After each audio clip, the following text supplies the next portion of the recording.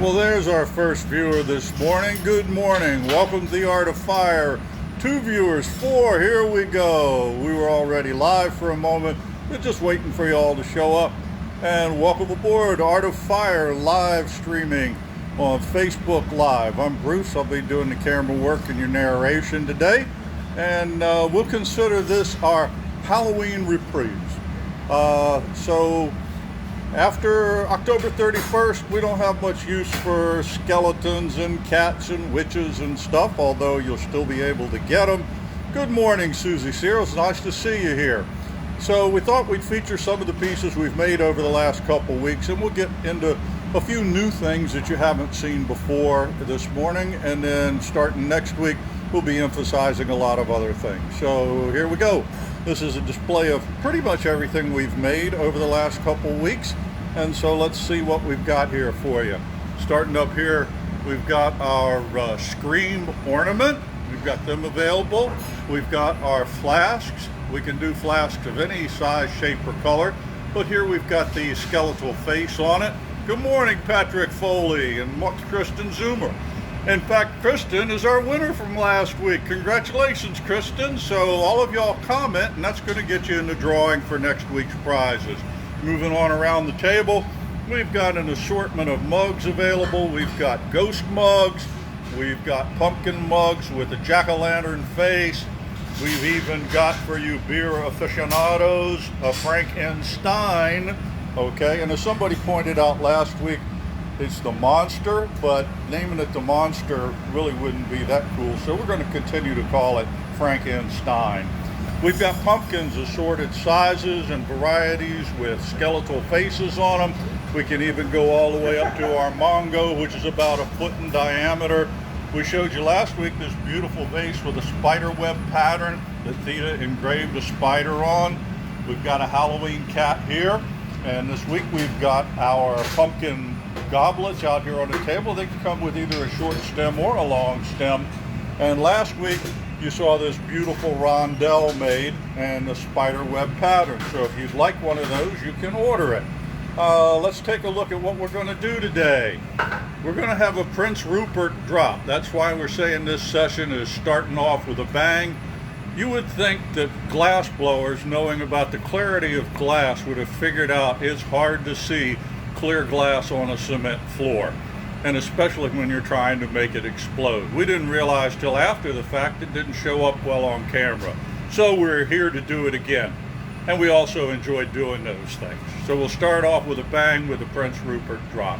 We'll have a witch with a hat, and then we'll have a squash pumpkin.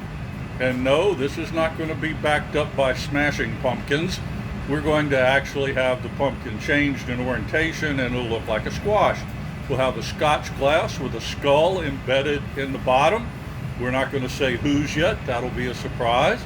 And we have the pumpkin suck bowl.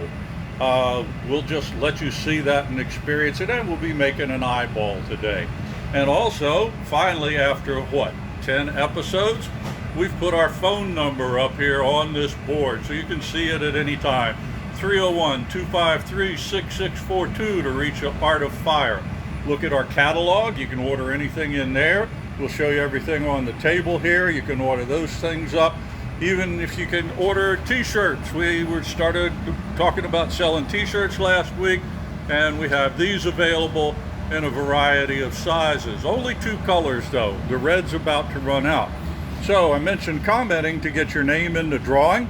So this week's drawing, this week's freebies are going to be these lovely creatures. We call them boo-boo mugs because getting those faces on there, whether you call them a ghost or a polar bear, is a real trick. Josh is normally the one that does this, but Foster and I decided to take a stab at it last week, and you can see that it's quite literally a stab. But we thought it might be fun to have something. Everything doesn't always come out exactly perfect, but we'll get it. Also, we'd like to remind you that gift certificates are available. You can purchase those, and you can order from us online, artoffire.com. Give us a call at the aforementioned 301-253-6642. And you can actually direct message Theta if you have the access to Facebook Messenger while we're broadcasting. I'll go over the prices again in a couple of minutes here. Let's go ahead and get started. Hey, good morning, Foster. And we want to say hi to Margaret, Betsy, and Brian. Betty, I'm sorry. Hi, Mom. How are you? Hi, Betty. Hi, Brian. Glad you're with us this morning. Okay.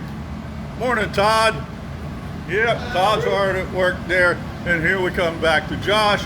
Josh is going to be working with us today. And hello, Ted Scott, Joe Marshall, and Chantel. Good morning, everybody. Okay, so we told you last week that we kind of messed up when we did the Prince Rupert drop, and so we filmed it on the floor. And the problem with it was we were looking through clear glass at a white background, and anybody that's looked out at a window knows that the whole idea in a window is that you can look through it. So today we're going to try it again. All right, Foster's got his hammer, and he's going to hit the tip of these root drops, and they're not breaking, okay? And he's going to prove it works with the second one. And I looked some of this stuff up, and what's actually very interesting is the way this drop is formed. When it's put in a bucket of water, it immediately cools the outside and freezes it in place. And the outside skin of the head of that Rupert drop will withstand approximately 10,000 pounds per square inch pressure. There's actually scientists that have measured it, and of course I Googled it and looked it up. Also, the tail is very thin, so inside the head of the Rupert's drop, the glass is in tension instead of compression. The compressive surface is only about 10% of the things. That's why you can't crack it from the outside. So what you have to do is break the tail, and when you break the tail, the crack travels at approximately 4,000 miles an hour, believe it or not.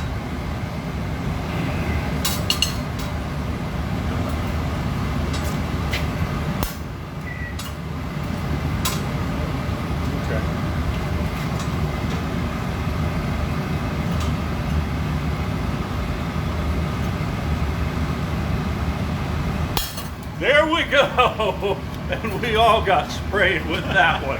And there's the proof on the table that it went. So now what we've got here in just a moment. So yeah, I really did look it up. The speed of that crack traveling from the tail through to the head is about 4,000 miles an hour. And the only way the Rupert's drop breaks is when the explosive force emanates from the inside. We could beat on it forever on the outside, and even if we did crack it, we'd wind up spreading the crack parallel to the surface. There's also videos online, if you like, and one of them's really cool.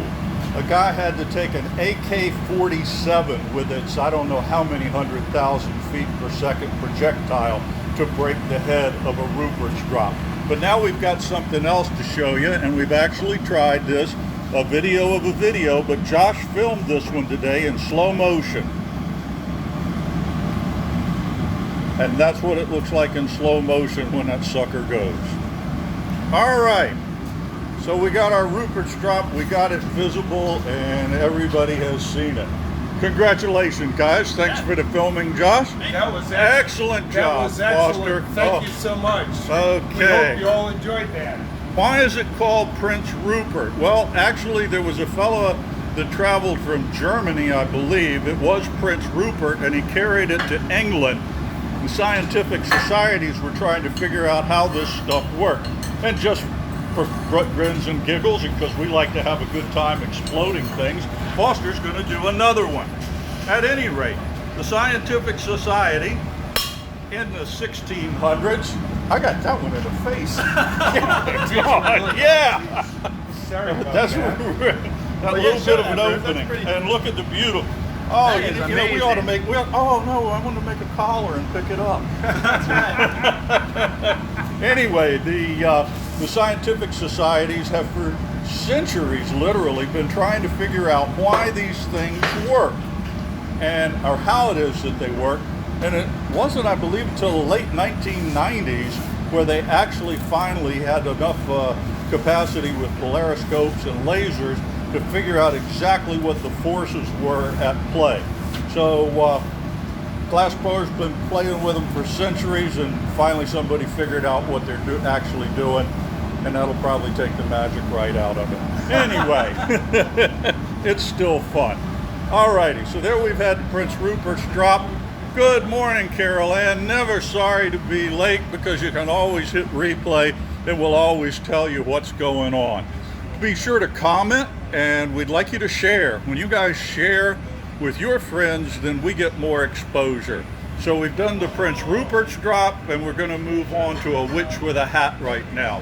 Our phone number's up here in case you want to place an order or perhaps purchase a gift certificate.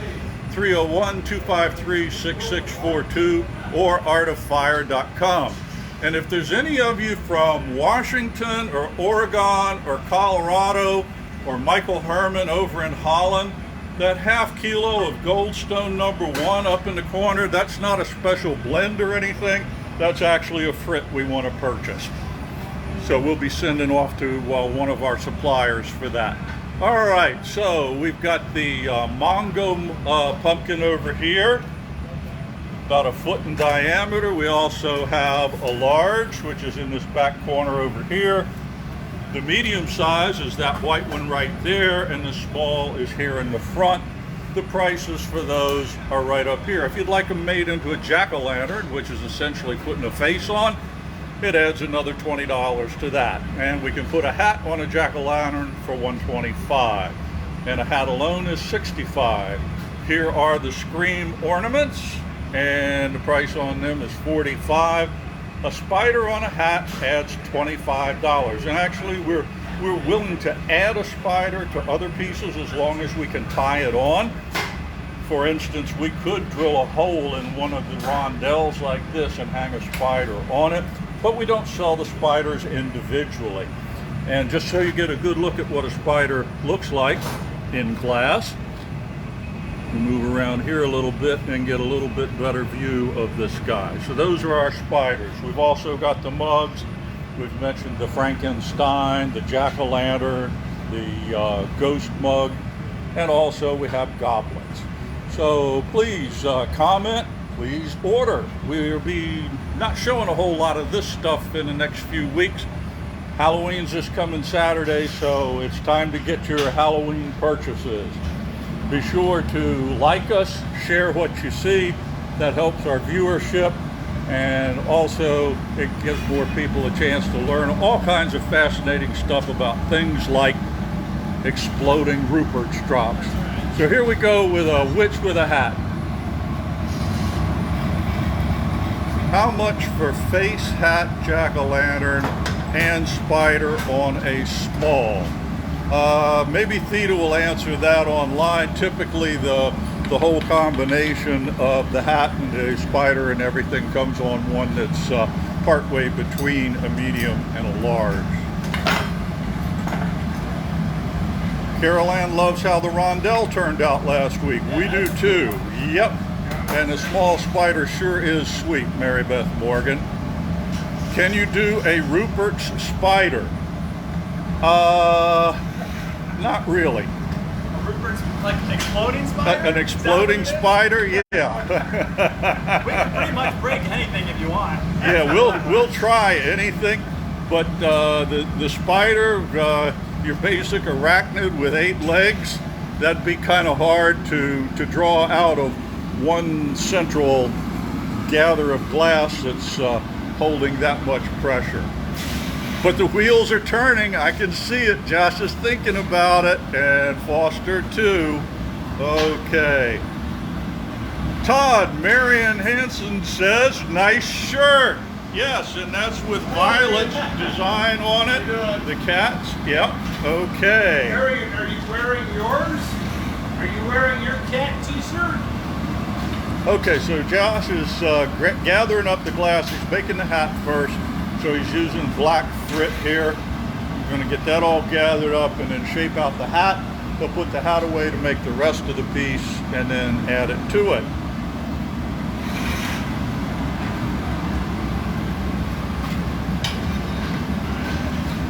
So here's one thing that makes glass blowing a little bit tricky is coated with all that color, it's impossible to see what's going on inside. So how do I know, Bruce? So how do you know? How do they know? It's like the eternal mystery of the thermos bottle. It keeps the hot stuff hot, the cold stuff cold. How does it know? Well, in this case, Josh is looking for the glass to expand just a little bit, and you can see it right there. And that tells him where the end of the pipe is, because he doesn't have enough wind power to make that stainless steel expand. So where the glass starts to expand, he's showing you the end of the pipe right there, and he doesn't need to see it. How far in that bubble, though, does your air extend? Probably like right, you can kind of see it. It's not a perfect circle, it kind of tapers off, so that tells me the bubble probably goes to right about here. That's probably the end of my bubble. There you go. Mary Beth says, like a light bulb. Yep, and sometimes the light bulb's on and sometimes it's off. Okay. So Josh is... And then we have different wattages as well. There we go. All right, so Josh is taking another gather of clear and demonstrating the extreme fluidity of this hot glass. It just pours right off the end of the piece. And we do that, it's a lot easier to take glass that you don't need off of a piece than try to stick more on when you didn't get quite enough. The wooden blocks, if you haven't joined us before, they're made of cherry wood. Most any fruit wood would do. They have a nice tight grain. They're kept in water all the time. When they meet the hot glass, a bed of steam is formed, and it's almost like a lubricant for the glass to roll on.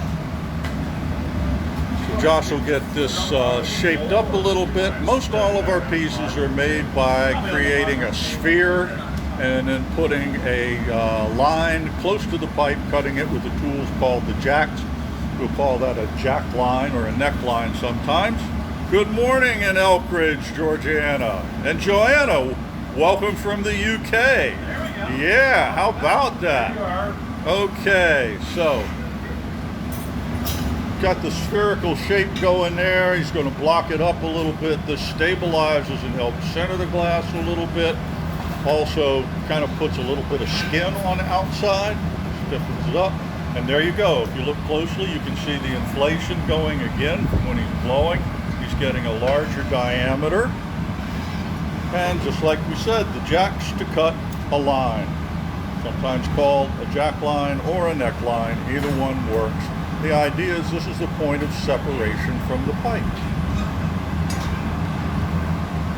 So when we're making a piece, and especially if you know we're going to stretch it out any, we blow it a little bit larger than we need, because any stretching, swinging it, or pulling on it will actually decrease the diameter. Do we have any antique artisan implements for glass blowing? Yeah, Foster. I'm kidding. I'm kidding. That's a joke. We have a lot of fun around here. Actually,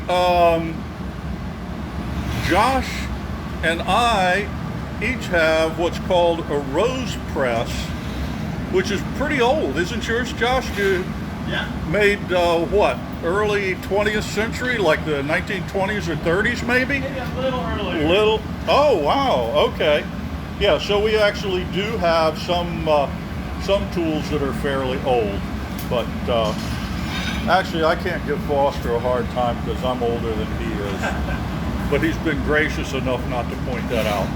I was going to say something, but I didn't. Yes, indeed. Thank you so much. How often do you guys experiment on designs and shapes, etc.? Actually, quite often. I mean, this is a production studio, so we spend a lot of our time fulfilling orders and getting pieces that people have requested. But if we have a little bit of slack time, or even if we don't have too much slack, we got to develop new product all the time. For instance, this year, the jack-o'-lanterns are new. We haven't been doing that. We haven't done a Frankenstein mug before. We actually haven't done hats on witches. So it sounds almost like the beginning of a Dr. Seuss rhyme. Hats on witches? Yeah, sure. Okay, Josh is spreading the glass apart there, Foster. Oh, you got it. You got it. Okay, so it was plenty hot. he used those tweezers in what we would call kind of a reverse order. Instead of pinching the glass, he used them to spread the glass.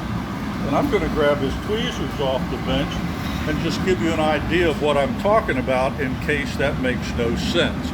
So the normal action with a pair of tweezers is to squeeze them together and pinch the glass. What Josh did was pinch them together, put them into the glass, and then let them spread apart. And when he did that repeatedly, it stretched that glass until it broke open. And the reason for that is that's going to be the bottom of the witch's hat and the brim. That's the widest part. Now you'll see him go into that hole he created with the jacks, and he'll start opening it up.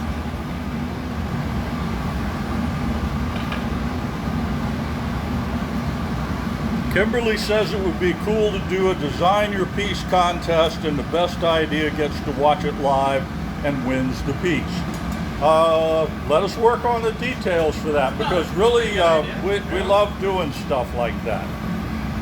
Yeah, and a lot of our ideas actually come from students who come to learn from us.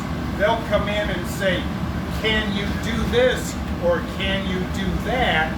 And we'll go ahead and analyze that and work on that so that we can help them fulfill their ideas, i.e. fulfill their ideas. Yeah, well, that sounds like an awfully generous attitude. So when that comes around, I have to ask why it is when I'm working with Josh, the statement is usually, do you really think that's going to work? And sometimes it does and sometimes it doesn't. But actually, yeah, Kimberly, Ted's telling Kimberly that the Corning Museum of Glass does a design your own type thing. And glass blowers all over the place do that. There's lots of facilities. We just haven't incorporated it into this, but yeah, sure, we'll give it some consideration and see how we can set it up. So Josh is getting ready for the witch right now, and he's going to be gathering up a couple gathers of clear glass and then applying frit. And this is going to be the frit mixture? Yep, this is going to be the frit. Oh, okay. So what he's got here is several different shades of green, some dark, some light, a little opaque, a little transparent, and this gives it a kind of mottled effect. So let's watch the bubble. So by blowing into the pipe and holding his finger over the pipe, the air blows right out into that hot glass. And that time I did barely any pressure. I mean, it was, you probably wouldn't even be able to blow bubbles in your milk with as little pressure as I did. Yeah, so it takes so little to actually blow that bubble. Once the glass is really hot, it's very easy to blow into. Yes. In fact, quite often we have to actually wait a little bit for the glass to cool some so that we don't get the bubble going under control. Right now, Josh is just cooling and then waiting, past a little time past.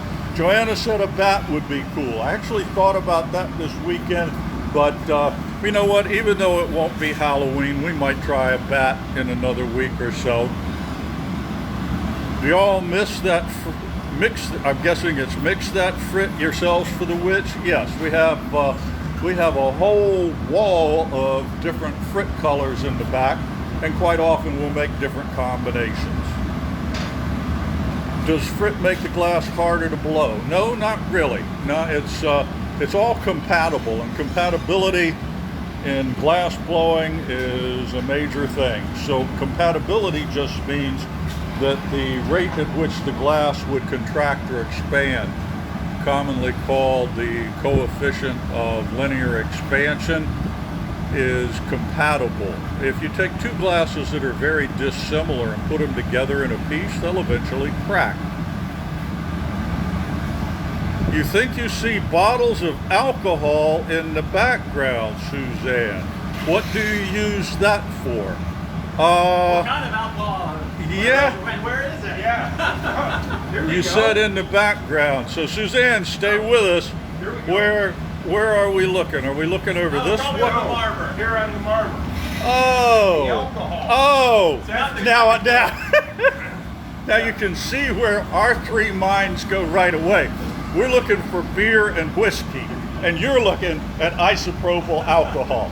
You'll have to forgive us. Our true nature takes over.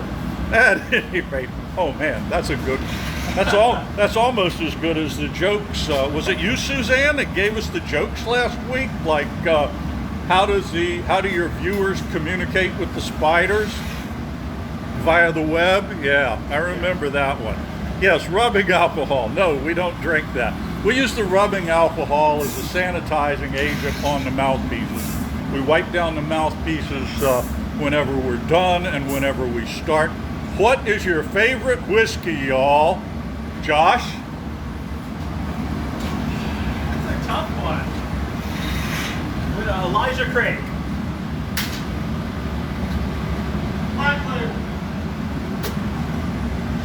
Foster? I'm He's not a whiskey drinker. Okay. Well, I have quite a few favorites. But one of my favorites is one I got when I was in Scotland, and it's called Tomatin. And the distillery is up in the Highland area, and they were closing out a line, and they had a 15-year scotch that they were not going to make anymore. And I've got a couple bottles of that at home, and that is one of my favorites. Okay, Josh is going in the optic mold. He's got the ridges in the glass, forming the sides of the pumpkin. Here's the witch. Here's the jack line, the separator from the pipe. Yes, Suzanne says she is the jokester. She not only jokes with us, she leads us astray. I think that's really pretty funny. I mean, all three of us started looking for a box. And it would fit in because just a couple of weeks ago, we did the demonstration with the beer bottles in the back. So it's not all that unusual. Okay. Do we still have perfect t-shirts available? I believe so. Theta will let you know about that. So Josh, now... And they're on our website, so check them out on our website.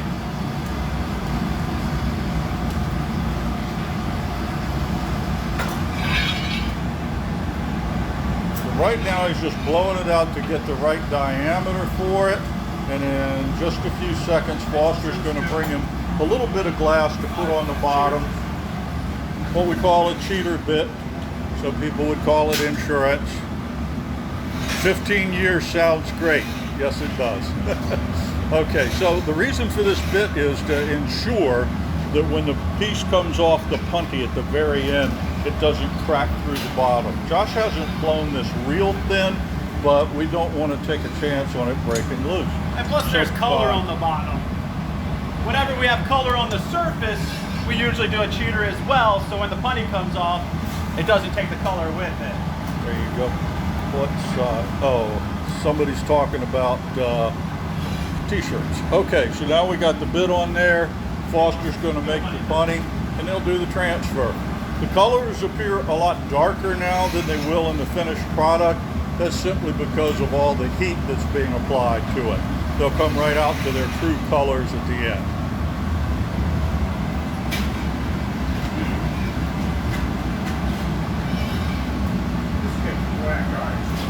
Well, I don't know, Bruce. I don't know if scotch is pretty relevant, or whiskeys, because we're going to be making a scotch glass today. Yes, that's true.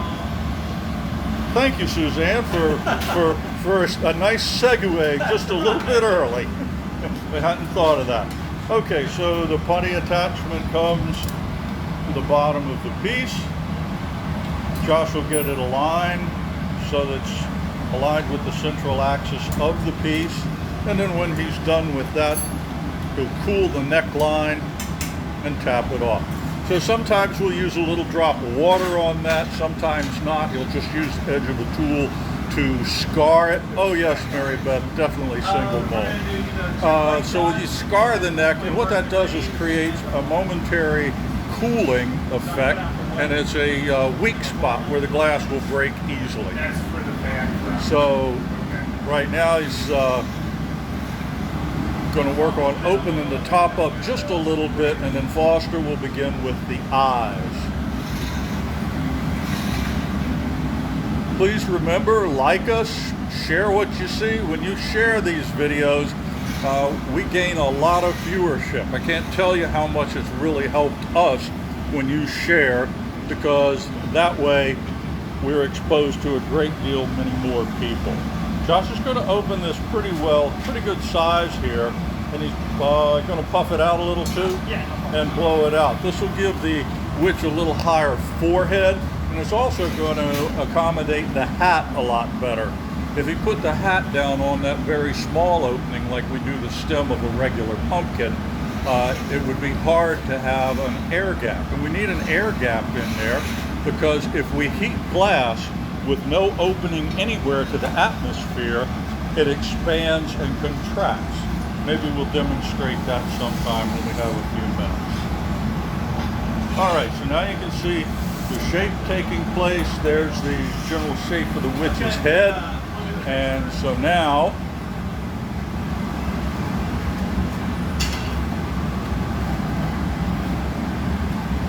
you're doing dots for the eyes? No, we're going to do the nose first. Ah, my bad. Okay, forgot the witch's nose. So what they'll do is bring this back and heat one small portion of the piece. I'm going to walk around Foster here so you can see what's going on. So you see that they flip it back and forth, and when he comes back this way, you'll see a bright orange spot, and that's where Josh is applying the heat. And that's where he'll be able to poke the nose out with a metal tool. So do this a couple of times. And we'll get another flash Get monster and nice, then we'll focus. draw. Right. Okay. So now when Foster goes and reheats that in the glory hole, size of current witch piece. This is somewhere between a medium and a large pumpkin. And now Josh is going to poke that bar in there, and out comes the witch's nose. And a little bit of a bump on the nose, absolutely.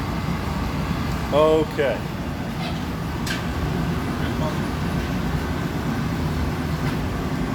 So now we'll get a couple flashes on, and now they'll put the eyes on. Foster will be gathering up the frit. We're going with white, green, and black again on the eye, Josh? Okay. Foster's going to gather some white frit first on the end of a punty iron, and it'll be just a little bit of white. He'll heat that up, bring it over, and Josh will cut it off onto the witch. It looks almost like a watermelon. Yeah, it kind of does. Yep. The Foster's reheating over in the furnace right now, and in just a moment he'll come over. Josh will place the glass down on the witch's head and then raise the pipe up and snip it very close to the piece, and then we'll do the same thing again for the other eye. So remember, you can order pieces from us online. You can call us and we can ship an order to you. If you'd like to have a piece that you see being made, you can either order one that you're seeing made on a demonstration, or if you'd like to order one in advance, we'll make it for you during the next live stream. So all of those are possibilities. You can also purchase gift certificates for people so they can have a piece of glass as a gift, and there's numerous ways to take care of that. So here we go again. Foster's getting the white hot. We'll come around for a slightly different view this time as Foster delivers the color.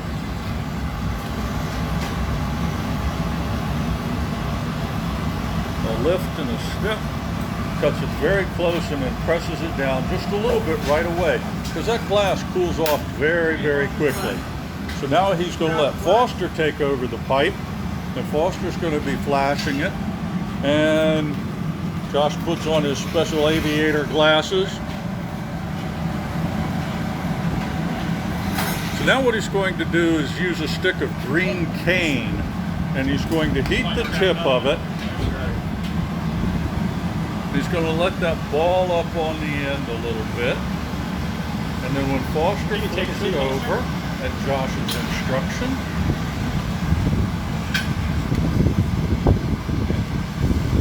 he makes contact, and then he twirls it a little bit in a little circle, and it will burn itself off, and then Foster will flatten it. Just like that. Way to go. All right, and we got time to do the other one. A little placement, now a little bit of twirl, and flattening. All right, so now we've got the white on and we've got the green on. Josh is now going to get a black stringer and put that on.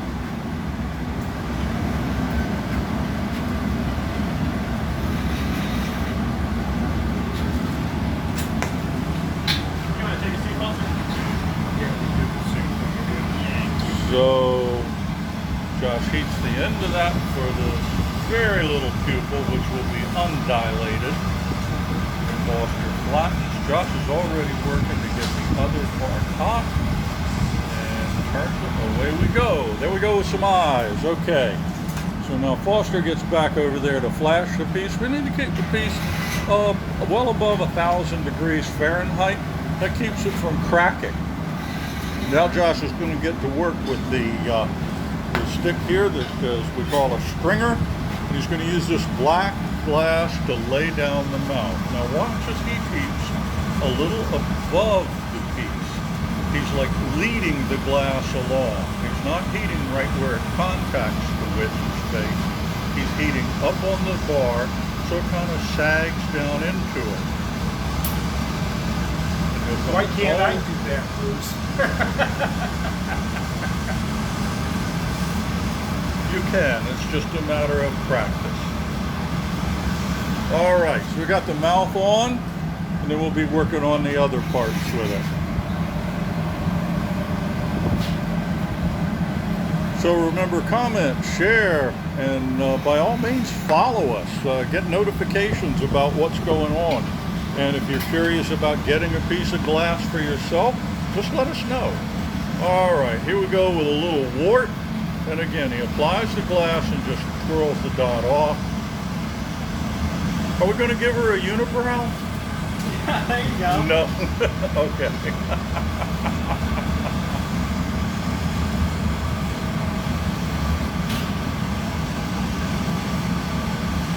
All right. There we go. All right. Off with the magic glasses. Those glasses really are to protect his eyes from the sodium flare, and that's what occurs when you heat it with that oxypropane torch and it encounters the glass, and it dries your eyes out. It's not good for them, and it can affect your vision. So that's why he wears those glasses. Josh is running over now to pick up the hat out of the annealer. He'll stick that to a punty iron and come right back to heat.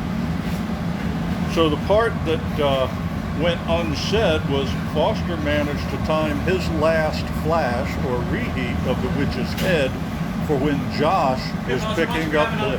So now they're going to exchange places again and take turns in the heat. So Josh now is just getting the hat prepared. It's got a hole there at the end where it's attached to the punty iron, but they'll simply take turns getting them hot. So one sits down or comes back to the bench, and the other runs to the glory hole.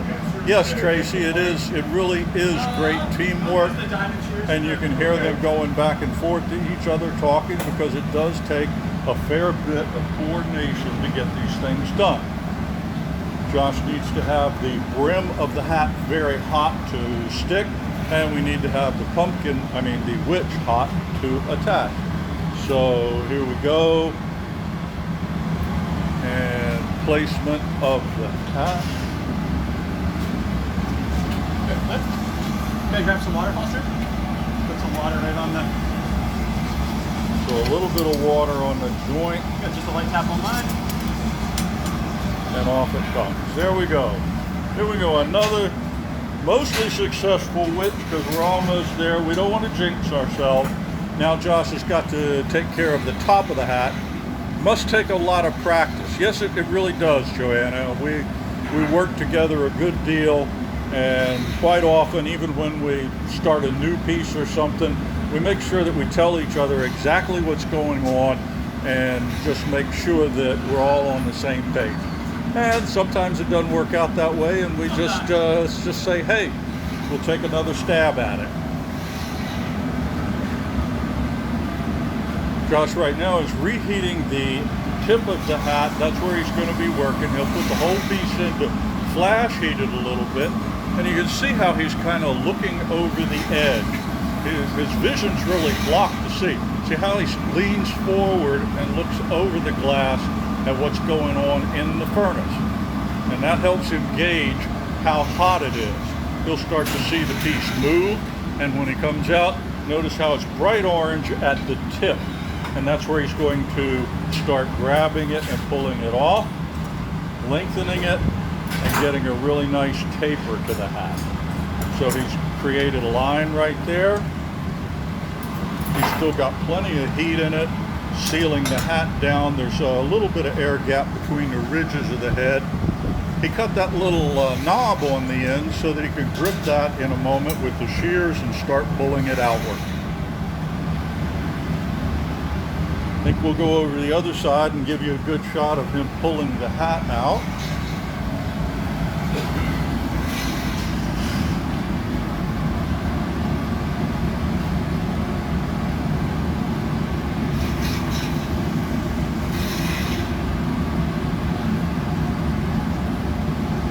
He's just making sure he's got the heat in there. We can kind of see that he keeps pulling the piece back, and by looking at the brightness of the color, you can tell where the heat's concentrated. And by pulling up on it like that, it tapers, and then he can cut it right off with his diamond shears. And he can use the tweezers to straighten and then make the curl.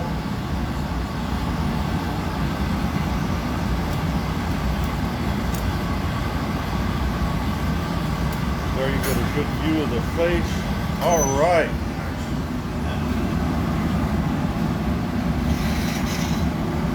So in just a moment here, Foster will be gloving up and he'll catch it. This glass will still be probably 1200 degrees or more. So we certainly wouldn't grab that with our bare hands. Foster's got the insulated gloves. Josh is going to make a few final adjustments.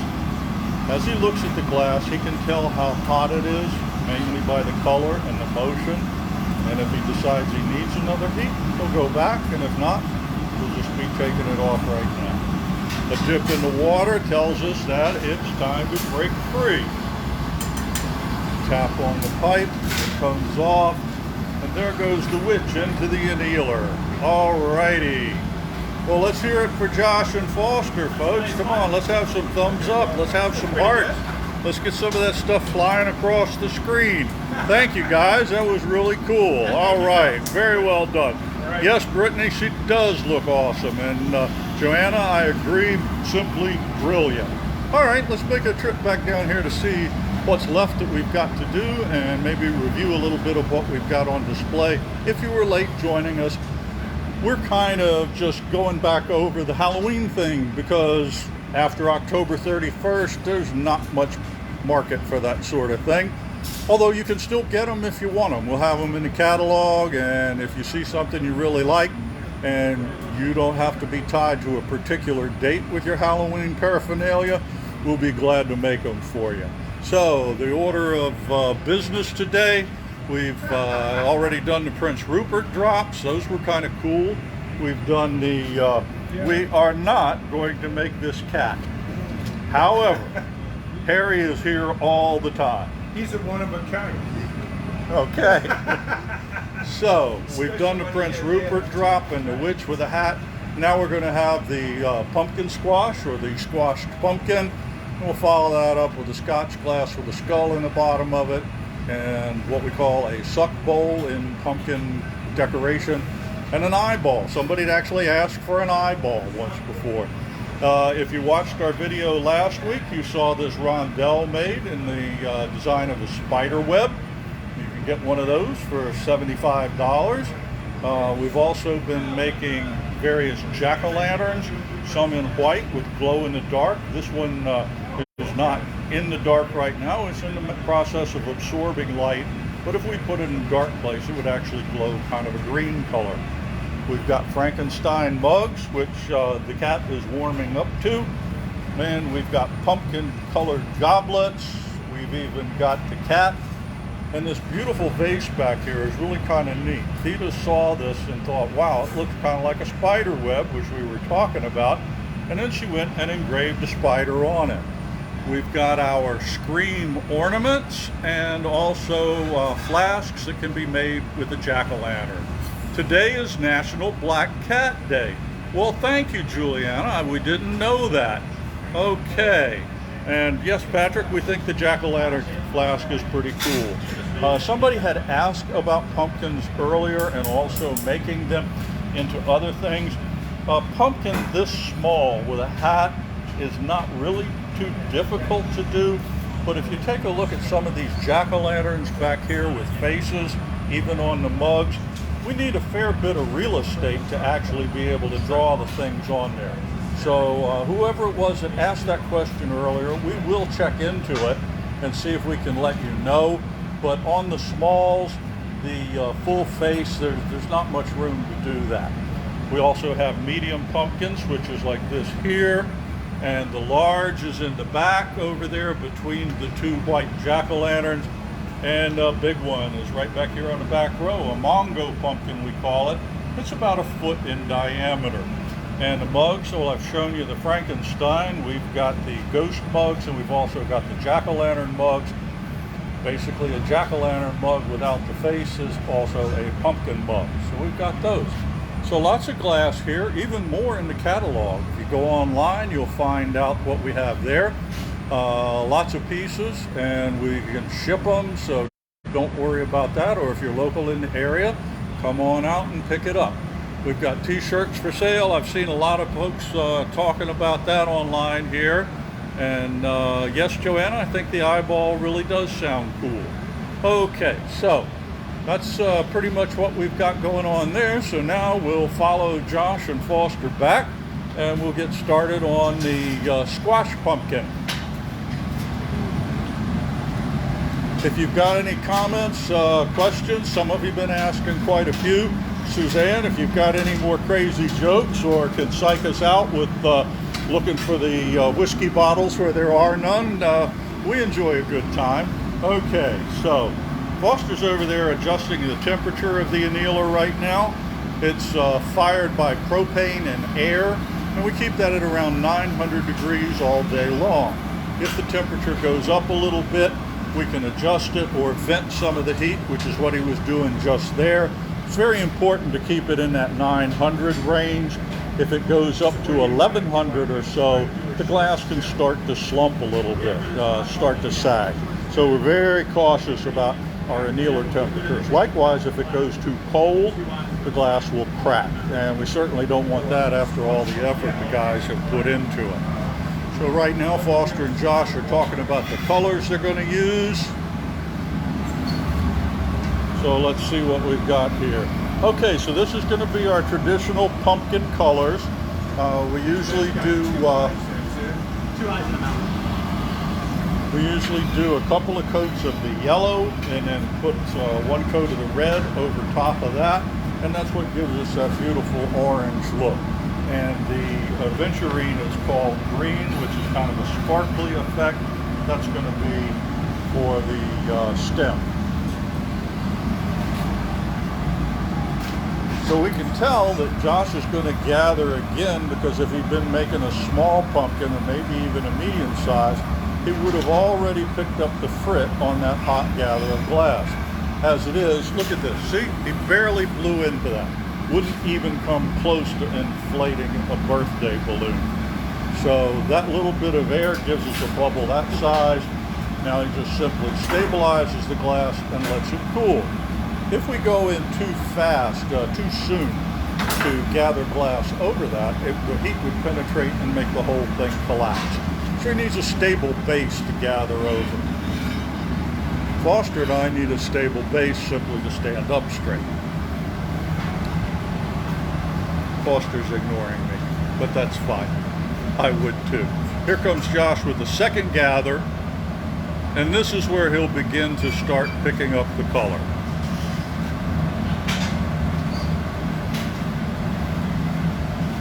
Well, maybe he's going to go for more. Just going to set it real quick.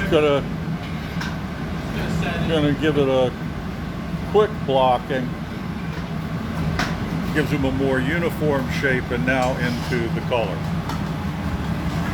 So sometimes we use the bowls to pick up the frit. That keeps it kind of concentrated in one place and not spread out all over.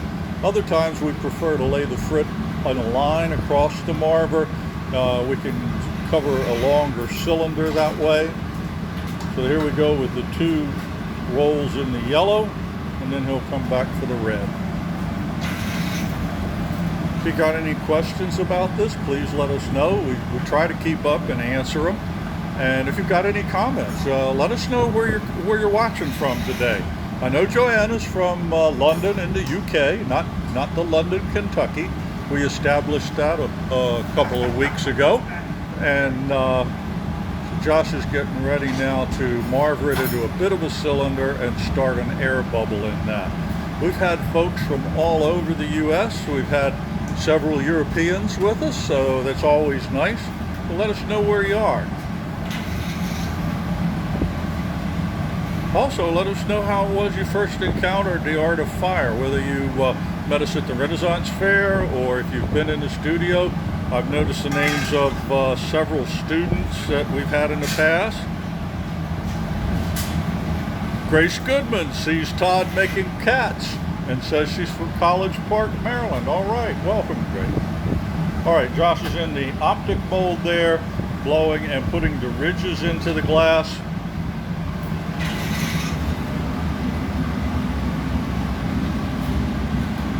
And then he'll begin to shape. So, you talked with Bruce earlier about, do we ever just try new things? Well, we've actually never tried this before. So this is going to be a new one for us. Yeah, just something fun.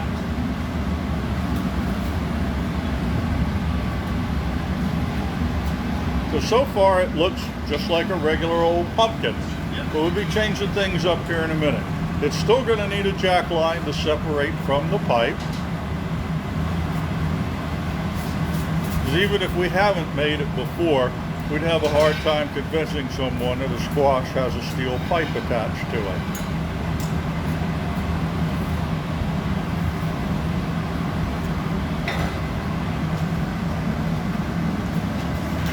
So is the point of that jack line still going to be the place where you attach the stem?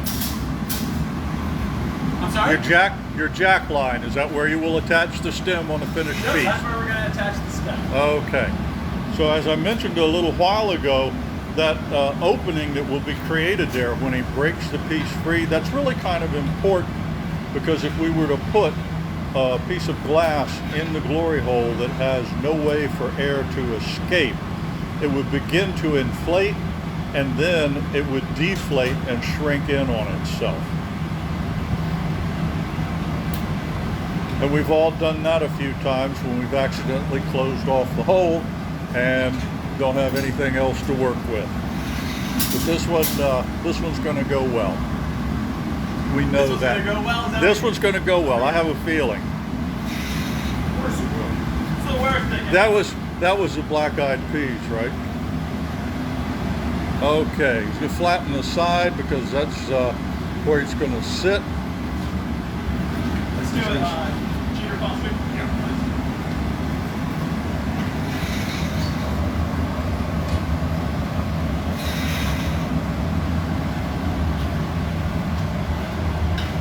And if you come back and watch us next Halloween time, and we're doing, or even throughout the fall, and we're doing squash then, we may be doing it slightly different because pieces evolve too. Quite often we'll find a little more efficient way to work the glass, and we'll change things up.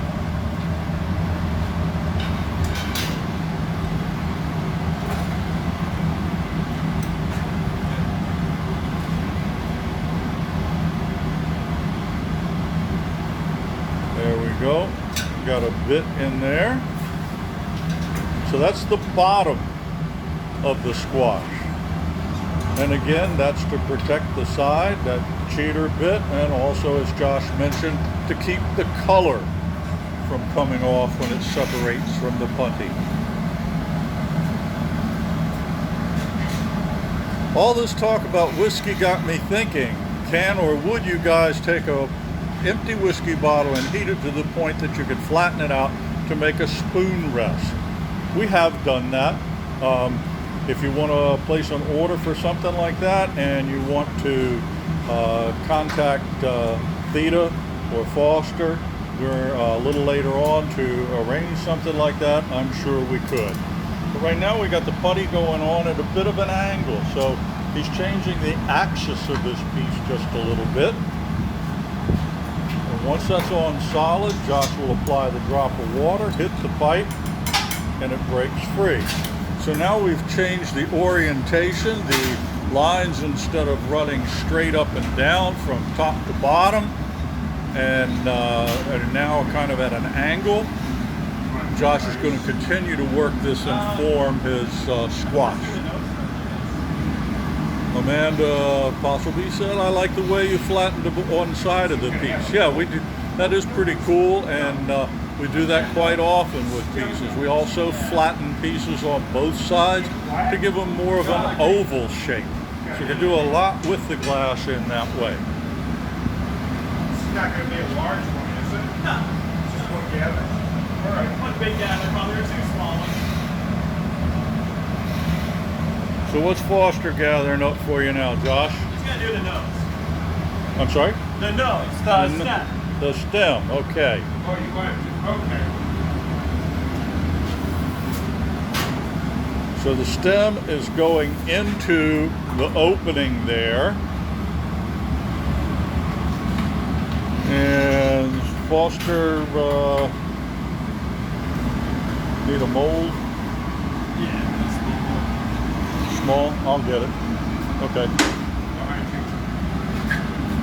It's kind of important to have the stem go into this mold, whether it's a large one or a small one, because those ridges then, when they go into the opening of the piece, create an air gap. And that's where air can escape from your squash, pumpkin, etc. So when Foster comes out and you see those ridges, he's going to heat it now and then deliver it to Josh. Those ridges are what will allow a little bit of an air gap right around the opening on the squash. Keep wanting to call it a pumpkin. There you go, into the hole. And he pulls it out a little bit and snips it off. There we go. Alrighty. So by having those little gaps in those little air gaps, then Jim likes to see all the different techniques. Yeah, it's really pretty cool. And as Josh mentioned earlier, never having done this before, it's on the fly.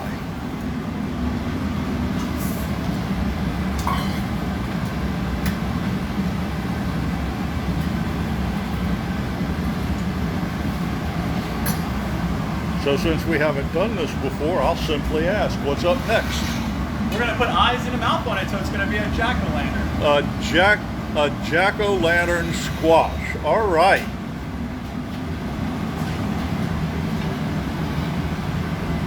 You know, with the shape of that face, and especially that nose, it's do you ever play the game Cubert? That's looking like Cubert. Oh, Yes, come I on. know He has played Cubert. This is looking like Cubert.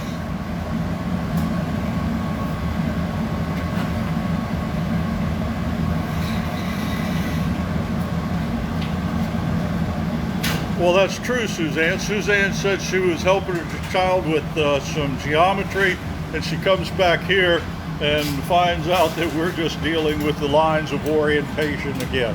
So yeah, it's a small world. All right, here we go with the eye space on it. Josh will flatten that down. Foster, grab another pipe and bring him back another one. Thank you, Joanne. We think it looks fab too.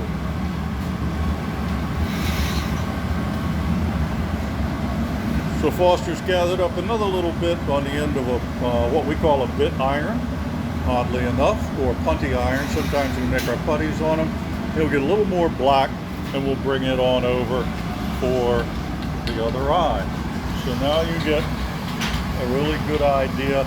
The black is appearing kind of orangish right now, just as the green is not showing true green, simply because it's hot. Josh is tweaking the spacing, the angle of the nose, and then we'll get that other eye on there. Now you need to make Hubert jump noises.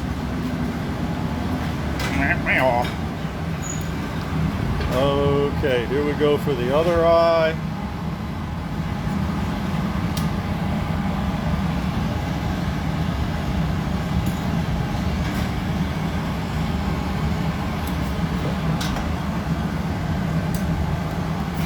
All right, now we got eyes and a nose on our Hubert squash.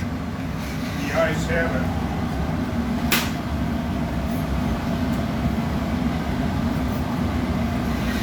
And then it's going to be time for the guys to trade off the iron once more and put a mouth on it.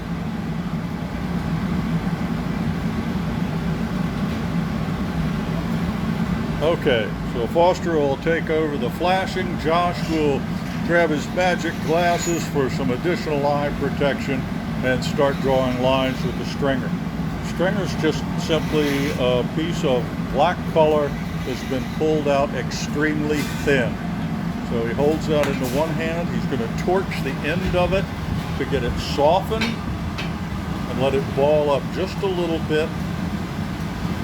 And then once he gets the heat applied to that where it will begin to flow, he'll touch the face and start dragging it across. And as I've mentioned too many times before, watch how he torches above the piece, above the face.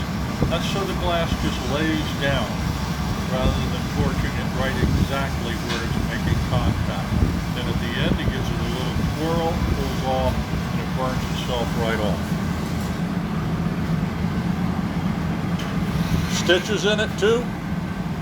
Stitches in it too.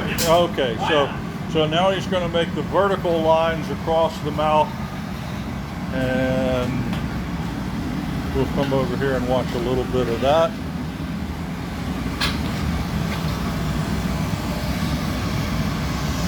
Same deal, by heating right above where it's making contact with the face, and then a simple lift, and it burns off.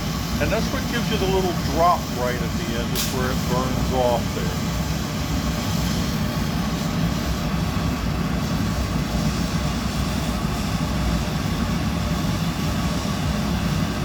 And if he goes back and forth, that's simply to fill in the line some. If he notices the spot needs a little more.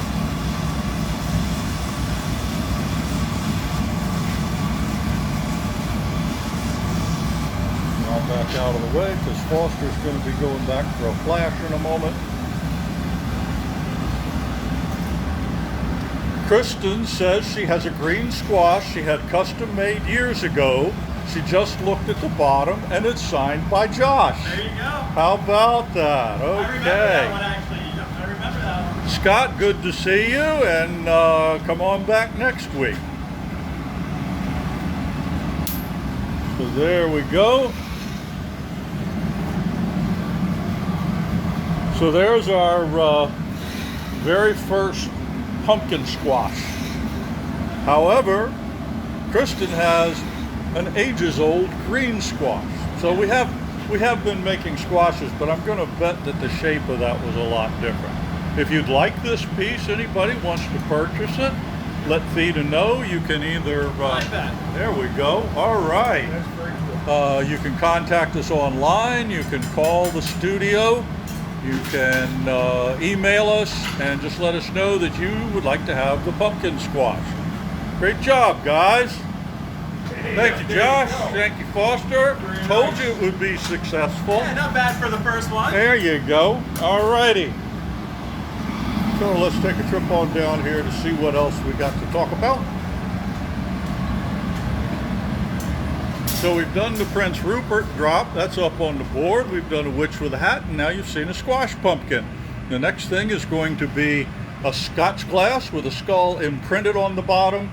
Earlier I said we'd have a scotch glass with a skull, but it's not a full skull. It'll be like a relief impression on the bottom, but it's going to look real cool. And while we're standing over here, let's take a look at our boo-boo mugs. So you saw Josh working with the face on that squash pumpkin and also on the witch, all the work he did with the stringers. And that's really pretty hard to control. So sometimes when we first start out doing it, it doesn't go exactly as we want. So these are boo-boo mugs.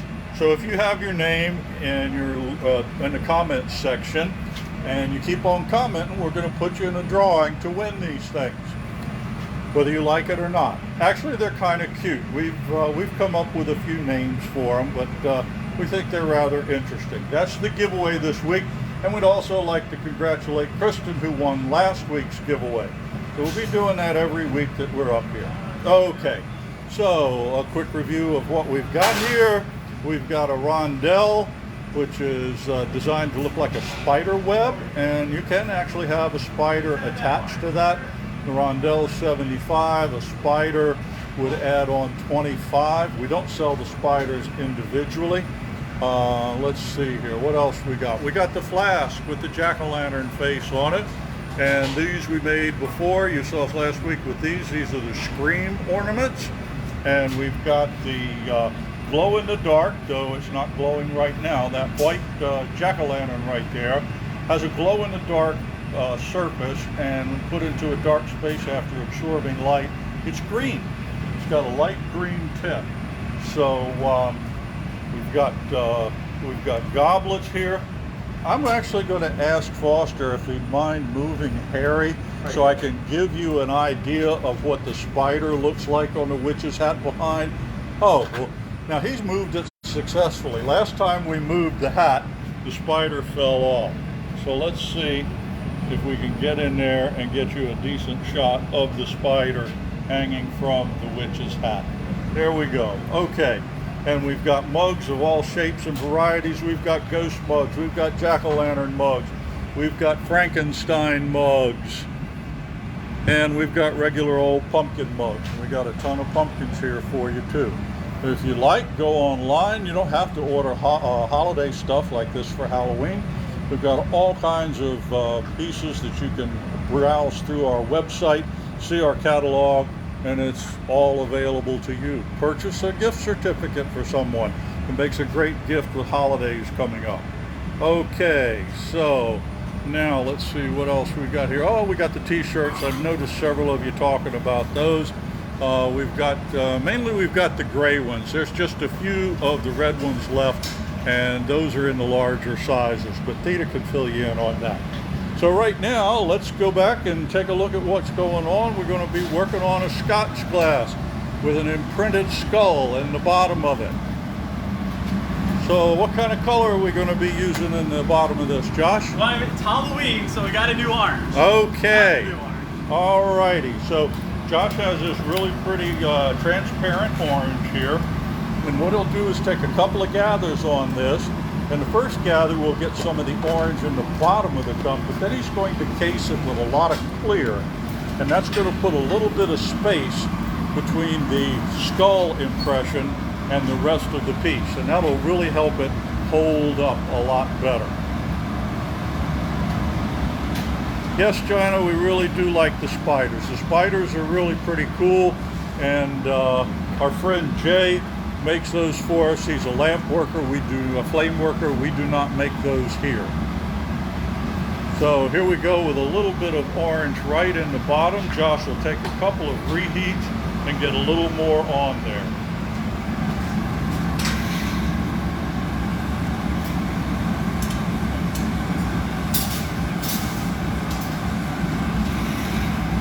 Yeah, as Bruce mentioned earlier, most of our colors get darker when they get hot. And that's true of this orange. So you can see, as soon as I pick it up, it starts to get a little darker.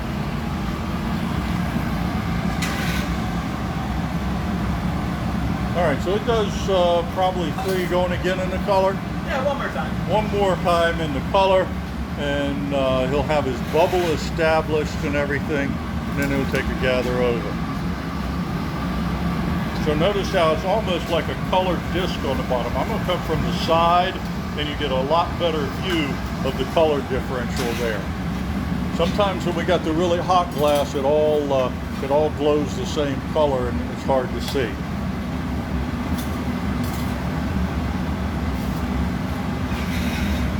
So that'll form the bottom of the vessel.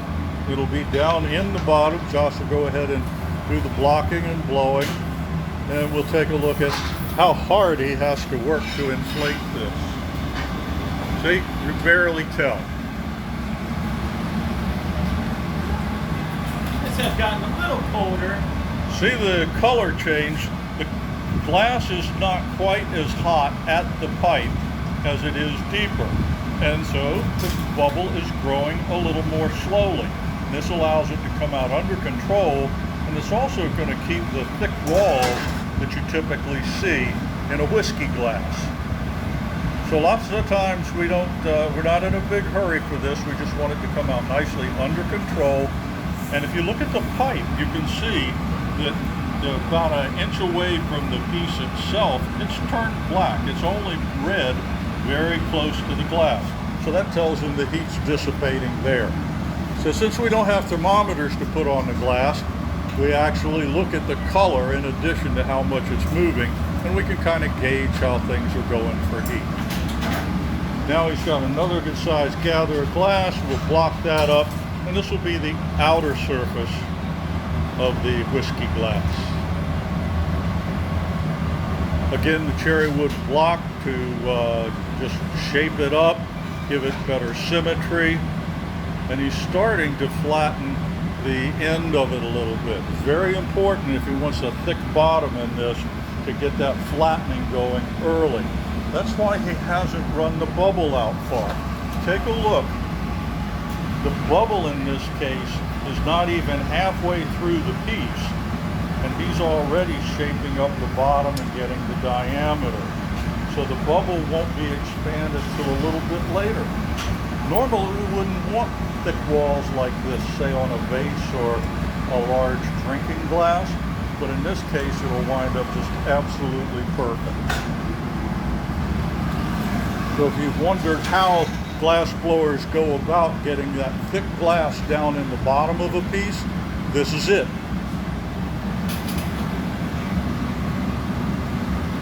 Patrick says he heard that Josh just needs to give up the pipe a slight buff because he's full of hot air. Well, yeah, dude. Yes, my wife. Yeah, that's. Yeah. Okay, so now that he's got the diameter set, you can see what the diameter of the bottom of this cup's going to be. Now he can bring that out just a little more. He'll use his jacks to cut the neckline in it, and also to straighten the sides here some. The constant flattening is what keeps it hot on the bottom, and you can now see that orange in there. The orange is starting to show just a little bit of like a hemispheric shape in the bottom. So when the piece is done, the orange will actually appear to run up the side just a little bit. I thought it looked orange because it was hot. Well, the rest of it looks orange because of that, but since he happens to be using an orange color, we get in here pretty close, but not in Foster's way since he's paddling. You can see how there's a hemispheric shape down at the bottom, which is the orange frit. And that's how it goes down into the cup. Here's the view from the back side. Don't look at my backside. Don't look at your backside? Okay. Oh, wait a minute. Does this whiskey glass make my backside look big? No. Okay. Actually, it will if you drink enough whiskey. Okay, so Foster's forming up the putty. Josh is taking a flash on the piece. And you can see the result of having that small bubble to begin with. He's got plenty of room in there for liquids, but the bubble doesn't run so far down to the bottom like it would normally in a piece. You can also see the line between the orange and the very bottom of the glass. So I'll get this camera back out of his way a little bit, and he'll stick this up, get it centered, and then when they're ready, take it off of the pipe. We're going to let that stabilize just a little bit longer. All of that's very, very hot. Here we go with some water in the neck, and then a little vibration breaks it free, and into the heat we go. Steam cone? Steam cone. So Josh is going to use the steam cone, which I think we used this a little while back, but we haven't used it in a lot of pieces. This is a steam cone, so called because it's a cone that creates steam. How about that? Well, it's the same fruit wood, the cherry wood, formed into a cone, and it rests in water. When that wet wood goes into the opening of the piece, the steam that's created will cause the walls to expand, and they'll start getting in. Gabby says everybody likes a thick bottom. Okay, Joanna loves that thick bottom. Okay, we're going to name this piece Baby Got Back. All right, so anyway, we digress, unfortunately. So Josh is going to put the steam cone in there. The steam is going to inflate it, but he has to do this before opening the vessel, because if he did open it too much, he wouldn't get the expansion, and he'd wind up with a scotch glass or whiskey glass with very short walls.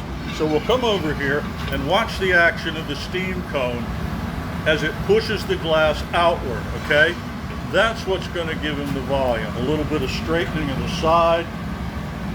And then when he opens it, you know, you can definitely put a couple fingers of liquid in there.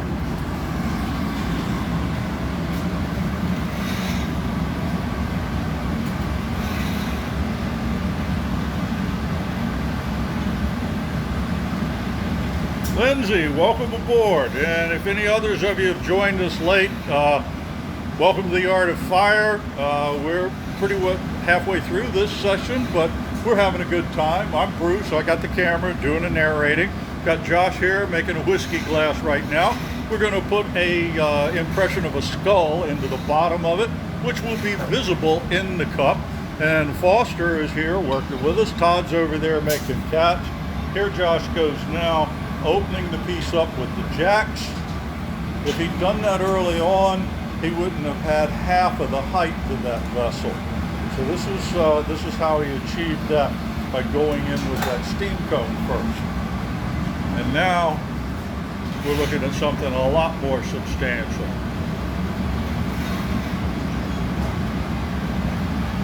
So do a little bit more final treatment here, getting the sides set nice and straight.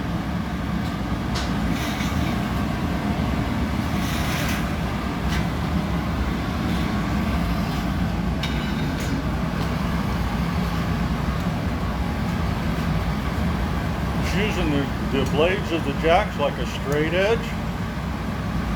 Josh, would you just mind turning for a moment? So one thing glass blowers can do to check up with their alignment and everything is look at the reflection of the fluorescent lights in the surface of the glass. And when they stand so still like that, you know you've taken out most of the ripples or any roughness in it. Now Josh is going to knock it off, and he's going to put it on this insulated pad, and then he's going to take his oxypropane torch and torch that where the scar is and around it just a little bit. This is going to get it super heated.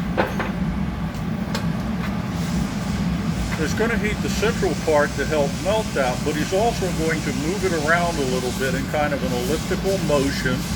And over here to the side, you can see the stamp that he's going to use in just a moment. Now he needs to get this pretty hot because that stamp has got to press down into it. And then after he gets the stamp in and pressed, Foster's going to flip it over and turn it right side up, and we'll be able to look down into it to see the skull before it goes away into the annealer. So see how he's getting a larger area done, because that stamp is a pretty good size.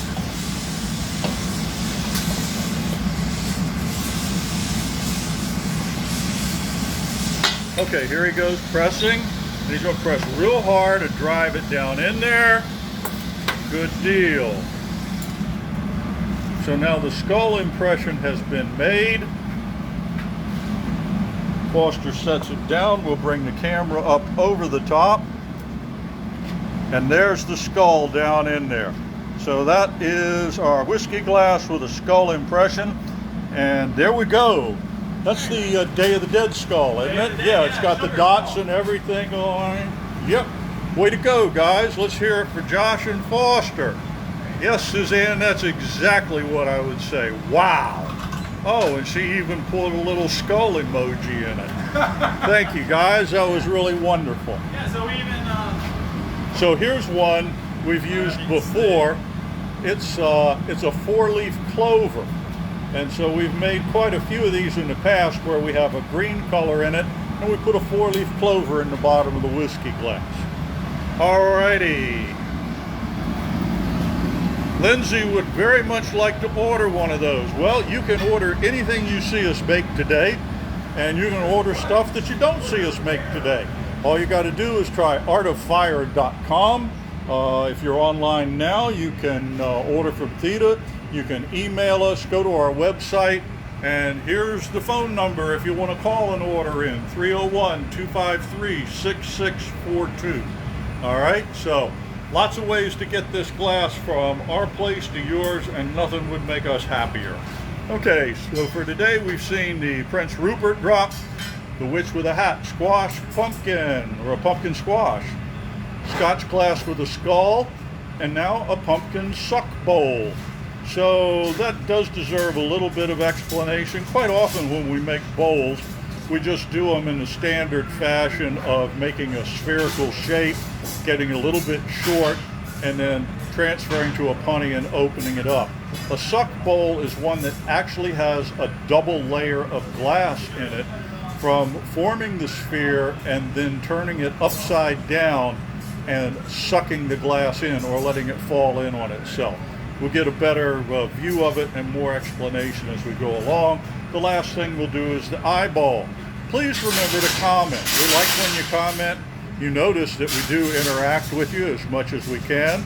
And also the commenting is going to enter you in a drawing for free items. So this week, what we're giving away is the boo-boo mugs. So putting those eyes and mouths on the ghosts is really difficult. And some of us aren't quite as experienced with it as Josh is, so we have boo-boos, but we'll get better at it. Let's scan a little bit of what we've already got here on display. Time to get your Halloween orders in right now, and especially if you're local in the area, you can have it on your front porch or in your house in time for the 31st, this coming Saturday. We've got a spiderweb rondelle here. The white pumpkin, or jack-o'-lantern here, is actually glow in the dark. And we've got our standard large pumpkin back here in the orange colors you just saw Josh use a minute ago on the squash pumpkin. We've got pumpkin goblets. We've got jack-o'-lantern goblets. We've got pumpkin goblets, which are the same thing without a face. We've got ghost mugs. I should be saying mugs. We do have the goblets here. We make them both long stem and short stem. And then we make pumpkins in a variety of sizes. These are the smalls. Over here to the mediums. I showed you the large and the Mongo back in the back. And when you talk about new things, development of product, this is something kind of new to us. This is the scream ornaments. We were talking about how we would make a scream face on a mug, but we decided maybe an ornament would look a little bit better. And it does. It's pretty cool. So remember to comment, like what you see, and please share. When you share, Bridget, I will be glad to give Harry a pat for you. Okay, there we go. Alrighty, so where was I? Streaming. And we're streaming and you're sharing. That's it. If you share, that gets us more viewership, and it really has helped over the last few weeks. So, all right, it's time for a pumpkin suck bowl. So, pumpkin probably indicates that we're going to be using the yellow red again, right, Josh? Yeah, we're going to do our Yellow and traditional- red. And the suck bowl, I explained to him, is basically turning the glass up and letting it fall in on itself, but also sucking in on it. Yeah, people always ask, what happens if you suck in, right? You know, are you going to burn your lungs or? Oh, we need to snorkel. We need to snorkel. We need to snorkel. Really freak them out. I'm thinking we'll do a snorkel next week or something. Or Yeah. at some point. Yeah, at some point we'll do a snorkel. So here we are talking about snorkeling, okay? Actually, we can form the glass into an open tube, curl it over a little bit, and stick it into that 2,000 degree furnace and suck in on the pipe like a soda straw and bring the glass up into the tube. And it doesn't burn your lungs, it doesn't burn your mouth. If it did, none of us would be here because we would have tried it once and no longer been glass blowers. But it's an interesting technique, so we'll try and show that. Okay, suck bowl. There must be a better name. No, Steve Byers, we love it.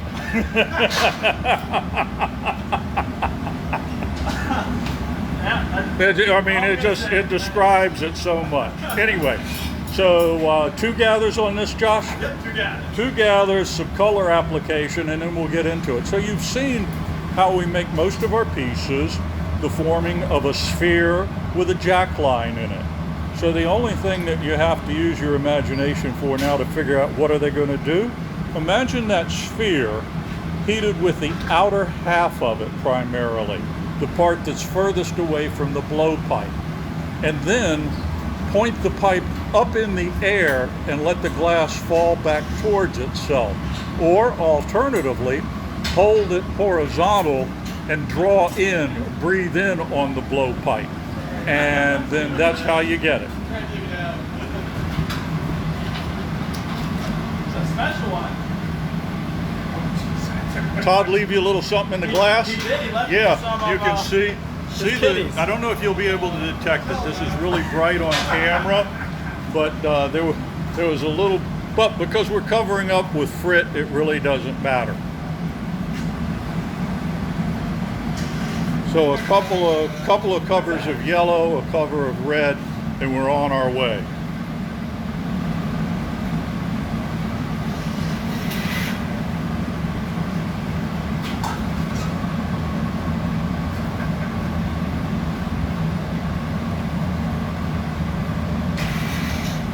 Now, I never call the studio phone, or very rarely, and when I do call, it's from my cell phone, so it's labeled with a name, but I'm going to say 301-253-6642. That's it. Oh, I got it. All right, that's because a couple people were questioning about the phone number, and where Theta had written the other number with the text, that is a cell phone to text to, okay?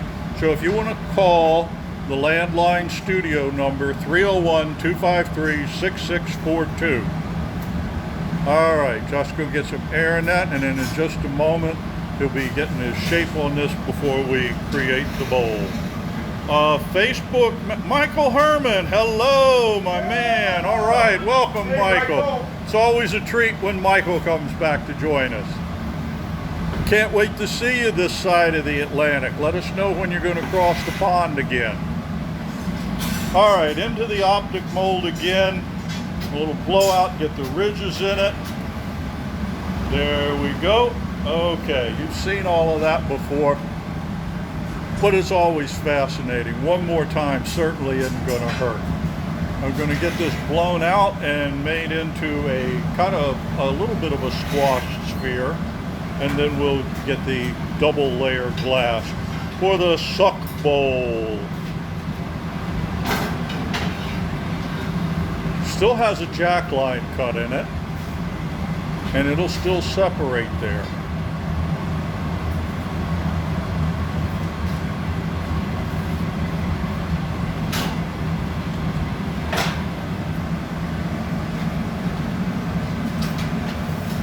So he needs a little more room in there, so you open it up some more doors. It's getting the whole thing hot.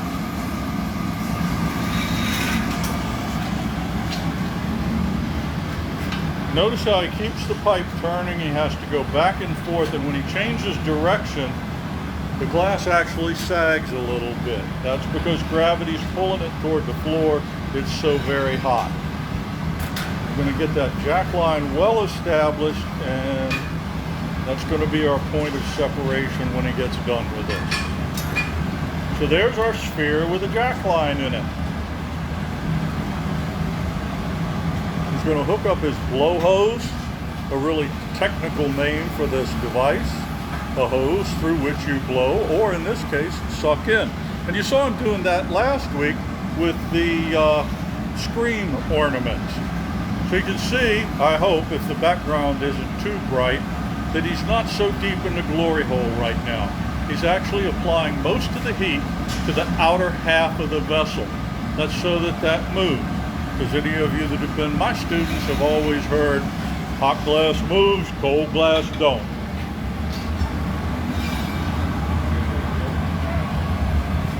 Get a little more heat.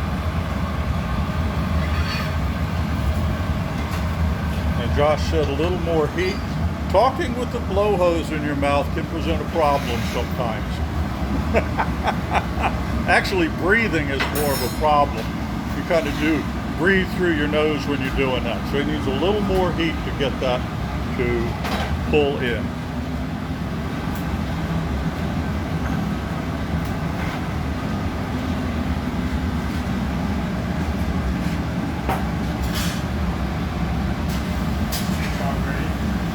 One more time. All right. The heat has contracted the end of it. See where it looks flat on the end? And then Josh will start sucking in on it, and you'll see it start to fall in. And that brings it down in. He's using the newspaper to keep the outer edge round and nice and straight. And the more he draws in on the blow hose, the further that goes in. So now, that's how we get a suck bowl.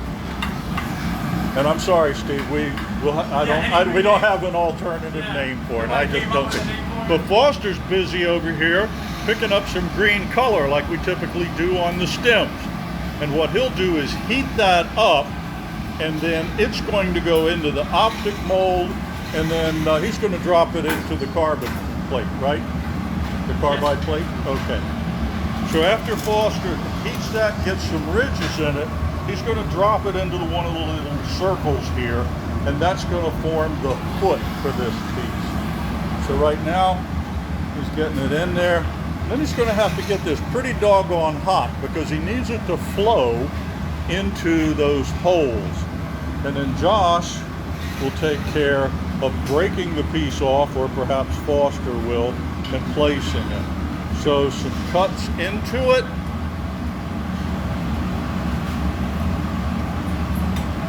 And squashing it down.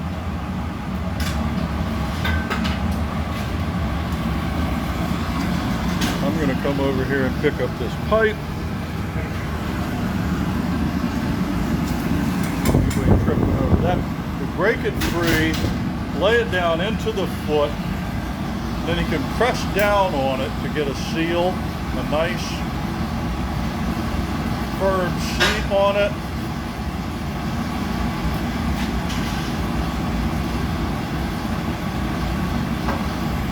And there we go. There's your pumpkin suck bowl. All right. Now, Foster's going to take it, put it in the annealer, and go through the process.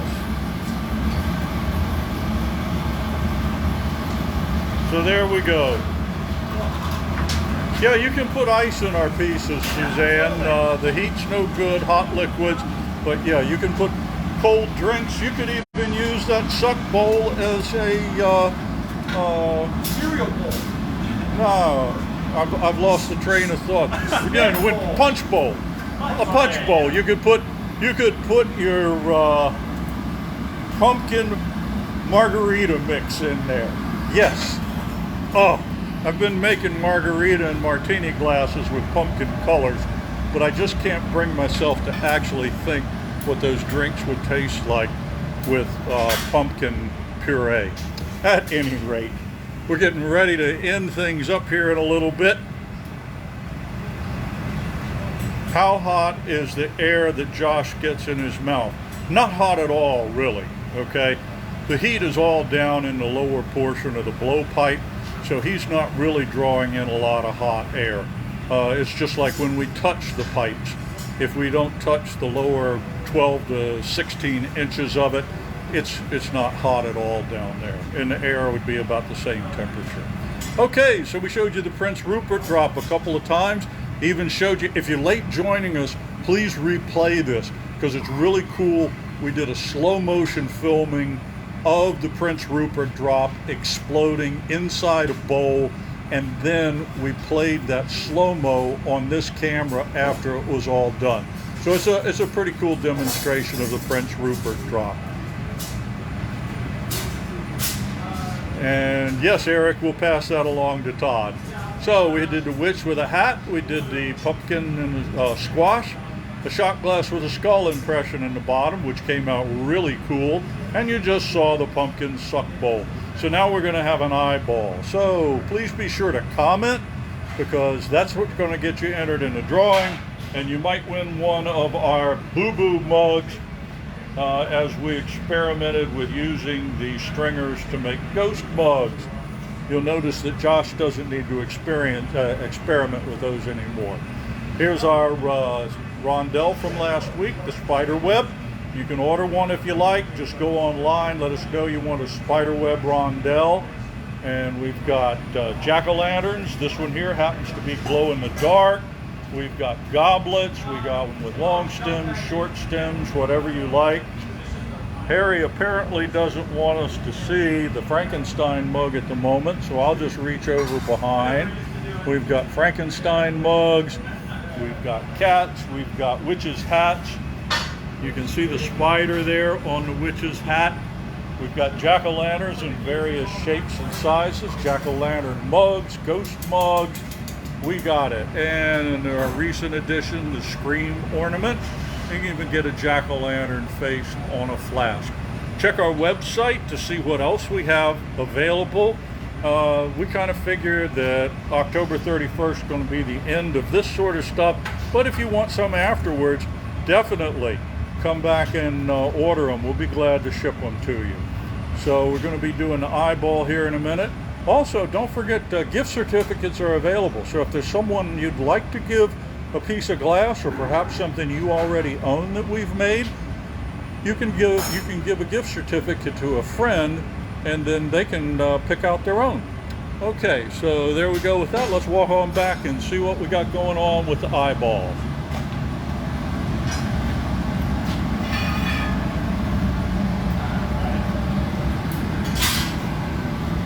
Glow in the dark?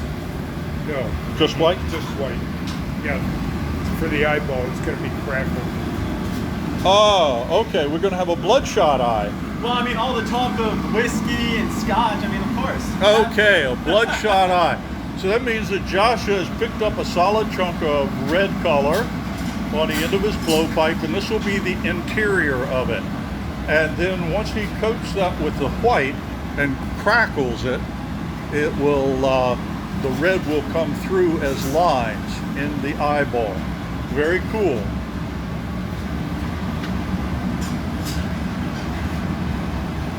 Suzanne asks what's on the schedule for next week.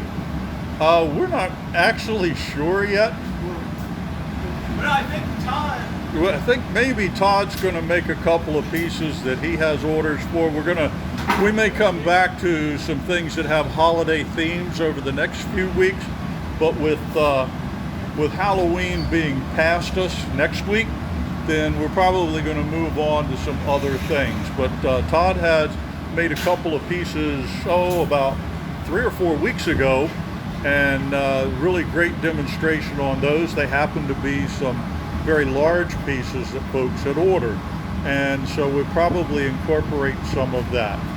And if they think of something else to tell me to tell you in the next few, Theta weighed in and she said don't know yet, so that's the official word. So we'll see. Sometimes the very first thing we do after the completion of an episode here is look at each other and say, what are we going to do next week? So it's not like there's a grand plan weeks in advance. But thank you, Suzanne. Suzanne says anything would be great. And we feel the same way, actually. It's all good, and we hope it's informative. We hope you're entertained, and hope you'll be able to see a lot of great glass made. Yeah, hope you're learning. Todd, Eric Lasinski wants to know if you'd be making a turkey. No. I was hoping he was going to say we saved the turkeys for our students to make, but that would be. Actually, we tried making a turkey once in Stanton several years back, and it was a disaster. But I'm sure that whatever we do will be fun and entertaining. Actually, we made that out of a bottle. Do you recall that, Josh? A turkey out of a bottle. A turkey out of a bottle. We flattened the back end. We flattened it from the bottom forward, and it fanned out to be the tail feathers and the body, and then left the spout of the bottle for the neck. But it doesn't bear, it was not worth saving, I'll say that much. But it was entertaining. All right, so now he's got the white coating on top of the red. He'll get his bubble started in there. And you can see by the inflation of the glass, the end of the pipe, he's got that in the bubble. So now he's going to come back and he's going to get this just right. All the boo-boos are turkeys. Yeah, you might say that.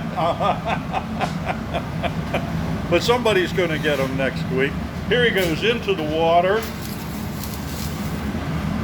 And by blowing out, it'll start to crackle. And he'll probably give it that treatment a couple of times because he's got to get the white glass to expand. Yes, Ted, we are getting into pickle season.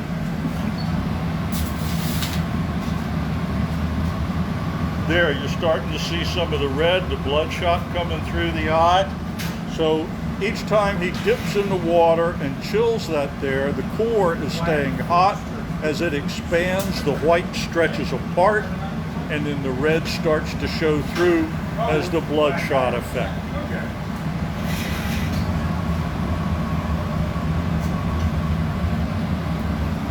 And actually, he's got that expanded enough, you'll be able to see perfectly well the bloodshot eye. Okay, we got some more work to do here. Oh, looks like we might have lost a little chunk of color. What color glue was that? So sometimes things like this happen. Okay, the color came off. It was on the end of a pipe, and it just happened to break free where the clear glass was. But as they say in many parts of the world, no worries. We'll just take our time and come back to it, put things together. It's not what you can make, it's what you can fix. So Foster's going to snip that glass off and then just take another path to reusing it.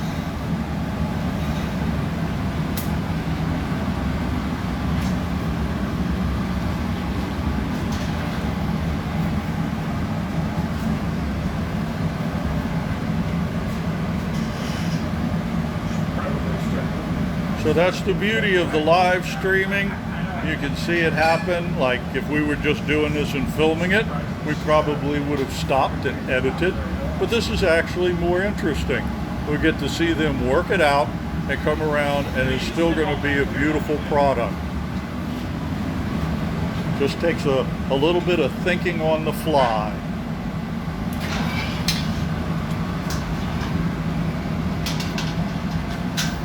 Foster's cutting off that clear, flicks it away. We didn't want that interfering with it.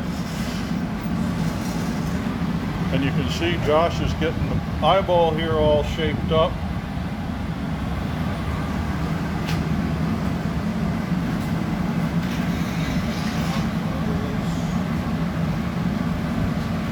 the color fell off just means it wasn't quite right for the piece.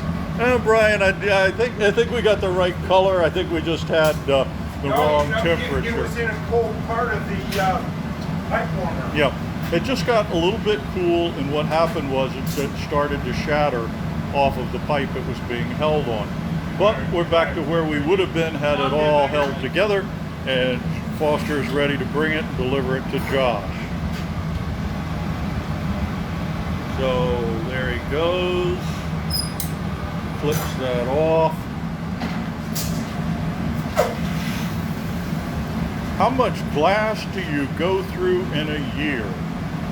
Well, a lot. Clear glass about 10,000 pounds. Boss, do you hear that, Chantel? About 10,000 pounds of clear glass. Yeah. So that's a lot. Yeah, color's not near as much.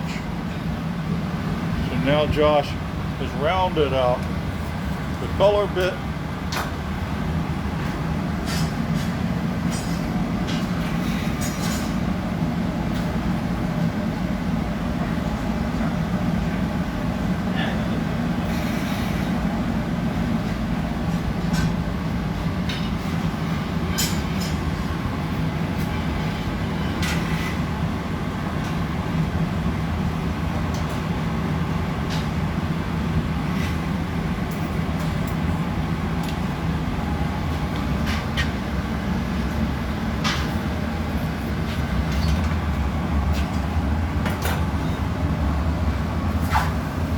What are your colors there, Josh?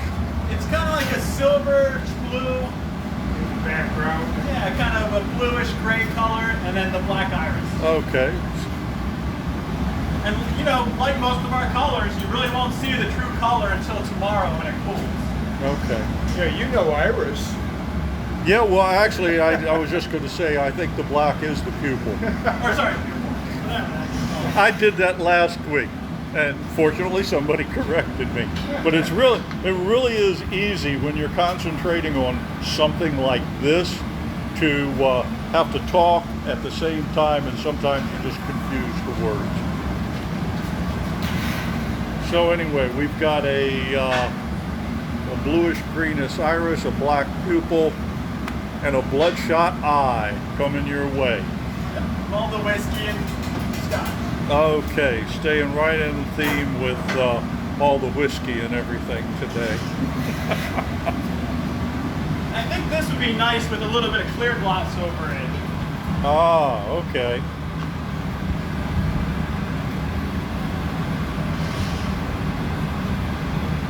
You can see he's blocking it down to get that shape more rounded, a little bit of air.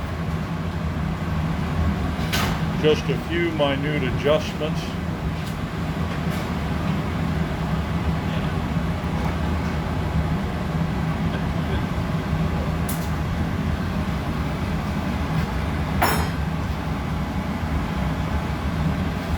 And he's got the stand there, so we're going to put a hook on it.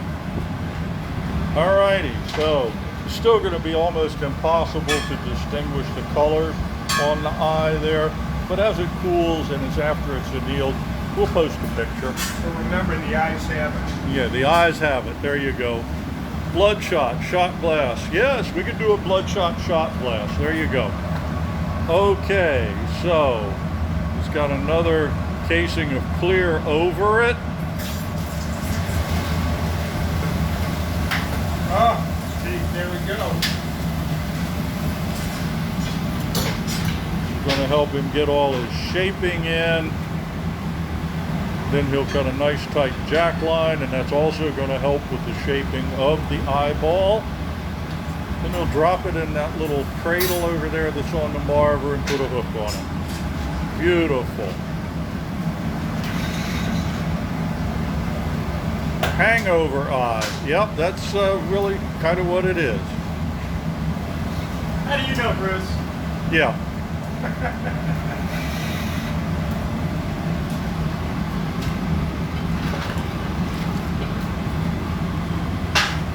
Well, with the winter holiday season coming on, are we going to make snow angels?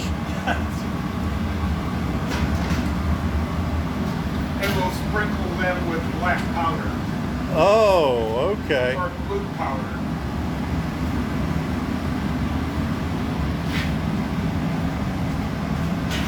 So once again, it's got the blow hose hooked up, and that is going to allow him to supply air.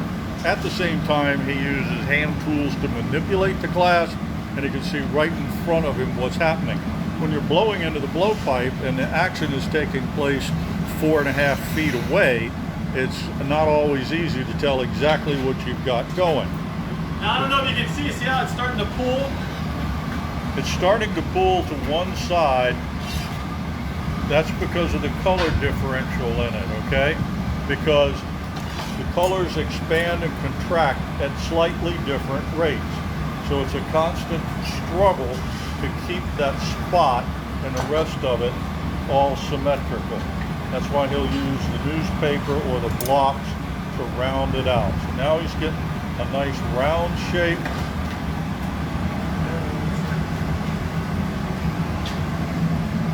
So when we're talking about pulling, perhaps, Foster, we could do a demonstration in a coming video where we take a vessel and put some colors on the side and deliberately let them pull, like you did with an oval bowl a few years ago. Right? Yeah, okay. Definitely. So the pulling that we're talking about is some of the colors don't want to move very much. Some of them want to move a lot more. Yeah, and we'll put that on our list of things to demonstrate for you at some point, because it's possible to use that characteristic in the design of a piece. So now Josh, by moving nice and slow, has got this back to a sphere. You can see it inflating. He's blowing it out.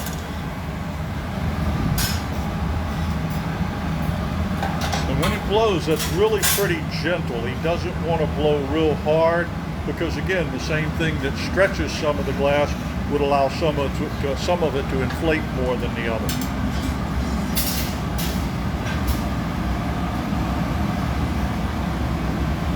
Get it all good and hot, get his final shaping, and then he'll knock it off into the cradle. But you can tell, because he's still working it, had it in the heat that long, he's not quite done. The wet newspaper is a perfect insulator. There's about 7 or 8 sheets of full-size newsprint that are folded up into about an 8-inch square piece and then soaked in water.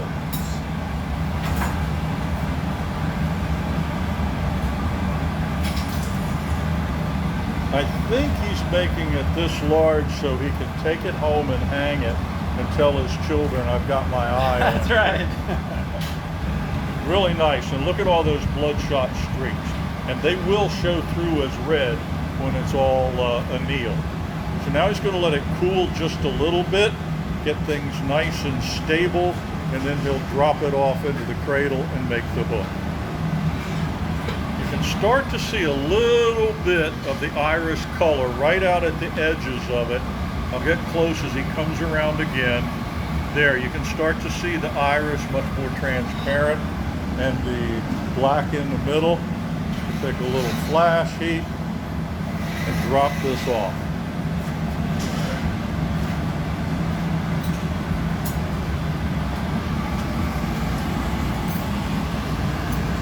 Into the cradle it goes, and he'll go and get a little bit of clear glass to put on the top for a hook. There's your bloodshot features over there. They're quite dark right now, but they will cool off and become the eyes of the gaffer are upon you. I like that, Steve. Pretty good. Okay, so we get a hook on here. Ted says it reminds him of Hal from 2001. Okay. There you go. Alrighty. Now this needs a strong hook, so he's got plenty of glass on there. Pull it up and curl it over. And then just kind of ream it out a little bit. And this, too, could be hanging in your house. So, if you'd like this or one like it, just let us know. You can order any of the pieces that we've made today. There it is. And he's letting that stabilize a moment. and off to the annealer we go with the eyeball. Alrighty. Way to go. Let's hear it for Josh. Josh and Foster, a magnificent job. Way to Happy go. Halloween, right? Yeah, happy Halloween. Okay, so let's go ahead and wrap things up here. And See. Hey, Mom, Betty, Brian, glad to have you with us today. Hope you enjoyed it. Love you. See you next time. alrighty. So remember that you can order any of the pieces you've seen made today.